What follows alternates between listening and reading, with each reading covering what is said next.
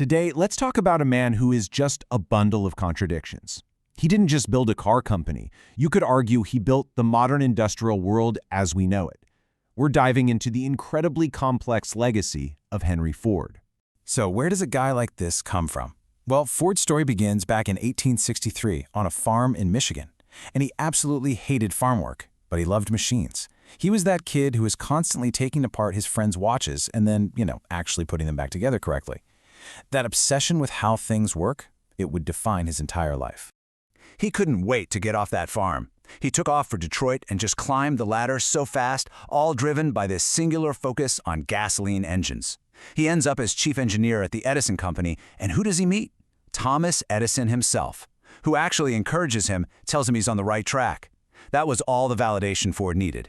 He finishes his quadricycle, and after a couple of shaky starts, he founds the Ford Motor Company.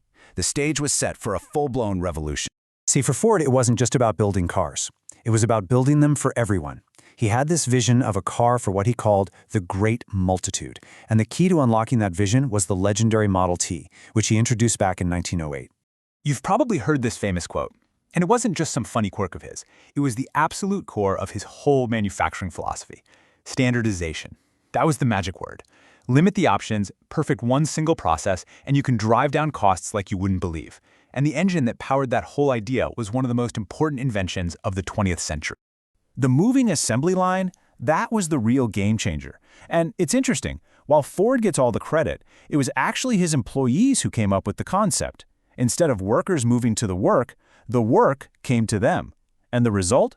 Well, they cut the time it took to build a car from over 12 hours to just 93 minutes. The impact that had on speed and cost was just staggering. This table right here, this tells the whole story. As the production numbers just exploded, the price plummeted. A car that cost $825 in 1908, a real luxury item, was down to just $360 by 1916. For the very first time, the automobile was something an average American family could actually afford. By the time they stopped making the Model T in 1927, they had sold over 15 million of them. That number, it's almost hard to wrap your head around. I mean, think about it. By 1918, half of all the cars in America were Model Ts. He had done it. He had literally put the world on wheels. But Ford's innovations weren't just about the factory floor. They were social too.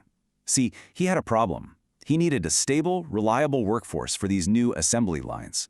But the work was incredibly boring and tough, and people were quitting all the time. His turnover rate was sky high. So he came up with a solution so radical, it made headlines all over the globe.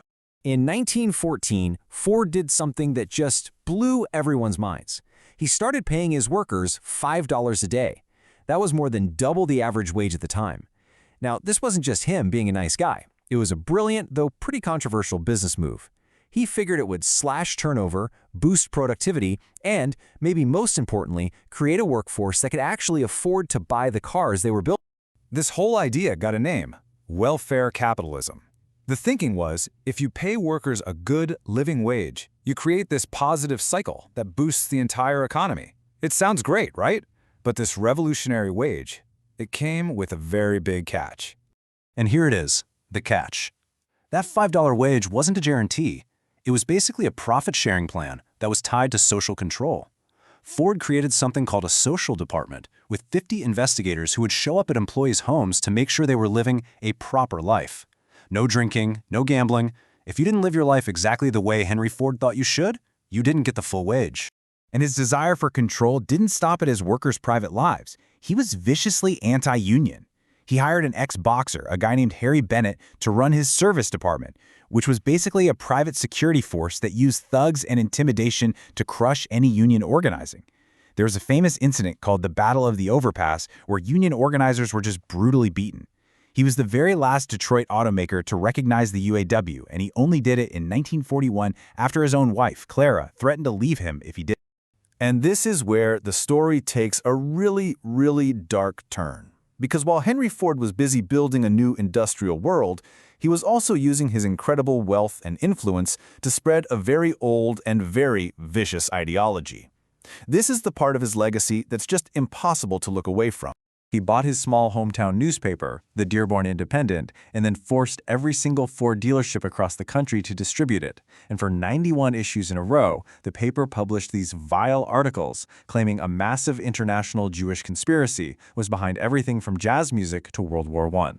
All that anti-Semitic propaganda was then collected into a 4-volume book called The International Jew, and it became a global bestseller. It was translated into a bunch of languages and shipped all over Europe, where it found a particularly eager and dangerous audience, especially in Germany. And this is maybe the most chilling part. Henry Ford is the only American that Adolf Hitler mentions by name in his hateful book, Mein Kampf. Hitler absolutely revered Ford. He told a reporter he saw Ford as his inspiration, and even kept a life-size portrait of the American industrialist hanging behind his desk. And that admiration was made official. In 1938, on Ford's 75th birthday, the Nazi regime awarded him the Grand Cross of the German Eagle. It was the highest honor they could give a foreigner. And Ford accepted it, even as the Nazis' persecution of Jewish people was escalating into unimaginable violence. And if you ever wonder if this stuff had a real impact, well, at the Nuremberg trials after the war, the consequences became terrifyingly clear. Baldur von Schirach, a convicted Nazi leader, testified that it was Ford's book, The International Jew, that directly influenced him and his friends to become anti-Semites. So how does a story like this end? Well, Ford's final years were just marked by tragedy, failing health, and a slow, painful loss of the very company he had built from scratch. After his only son, Edsel, died, a frail and often confused Henry Ford took back control of the company. It was a disaster. The company started losing over $10 million a month. Finally, his wife Clara and his daughter-in-law Eleanor had to stage an intervention. They threatened to sell all their stock if he didn't turn the company over to his grandson, Henry Ford II. He was forced out. He died a couple of years later, ending one of the most impactful and one of the most controversial lives in American history. So we're left with this impossible question. Can you separate the innovator who helped create the modern middle class from the ideologue who mass-produced hate? How do we remember a man who gave the world so much with one hand while spreading so much poison with the other? There's just no easy answer, and that right there is his complicated and lasting legacy. For more deep dives into some of the figures who really shaped our world, you should check out our World Changers and Global Icons playlist. And hey, if you want to keep learning with us, make sure you subscribe to Notebook Summaries.